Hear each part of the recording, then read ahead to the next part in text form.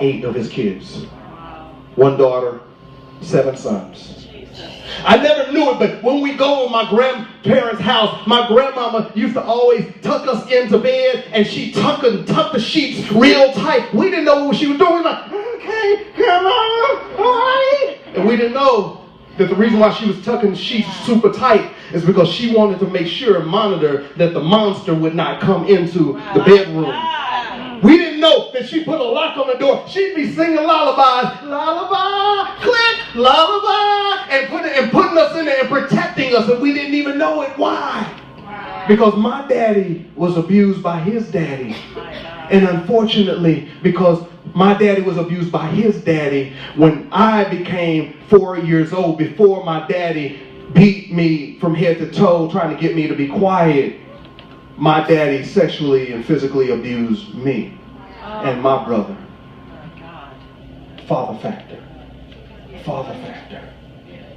So my dad, now in the nursing home, and I'm taking him every week and I'm spending time with him. He was down and I was like, what's wrong, Daddy? And he said, well, the nurses found out the reason why I went to the penitentiary. And they spreading the rumor to everybody in the nursing home that I'm a sexual abuser.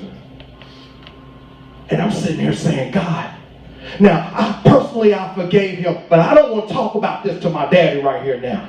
I've been through too much. I went through too much pain. I don't want to have to be the one to talk about this. God, why are you doing me like this? Why are you playing with me like this? I ain't ready to deal with this. But it was funny because just that day when I was with him, I was reading and God was dealing with me about forgiveness and about being a man of God and loving those that hurt you, despitefully use you. And now I'm standing right here about to take the test.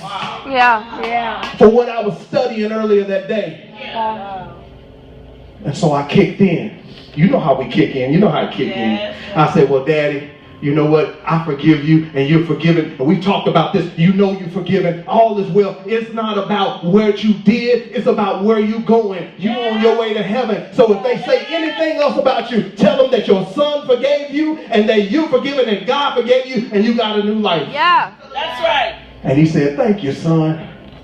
And we go home. When we go home, to his room, the nurse that started the rumor was in the room. My God. Talking about going further than you ever fathomed. I'm saying, God, I don't want to deal with this.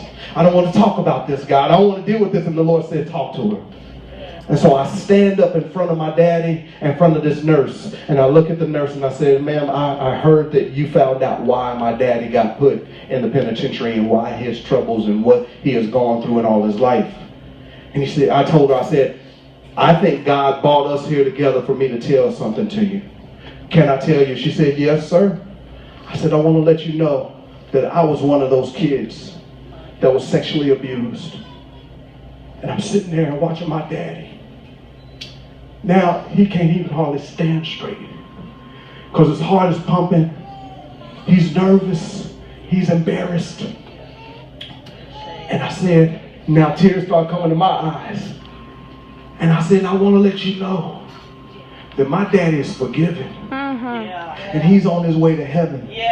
So whatever he did while he was fractured, God brought it back together and he still meant it for my good. I'm going to show you how it's meant for my good because I'm here testifying to you about the goodness of the Lord, how God can raise somebody up and bring them out of pain and still deliver them and turn them around. I'm a new man and my daddy's a new man. She started crying. I started crying. Daddy started crying. Here we are in this triangle of tears, and we realized that God had taken us further than we could ever fathom. How far you want to go? How far are you willing to let him deal with you? How far are you willing to let him get the mess out of your life and really start pulling things back together?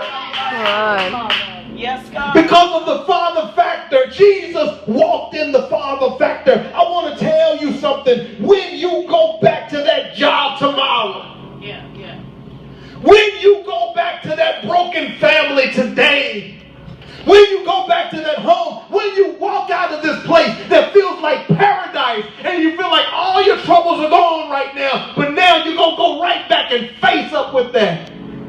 Face it with the Father factor.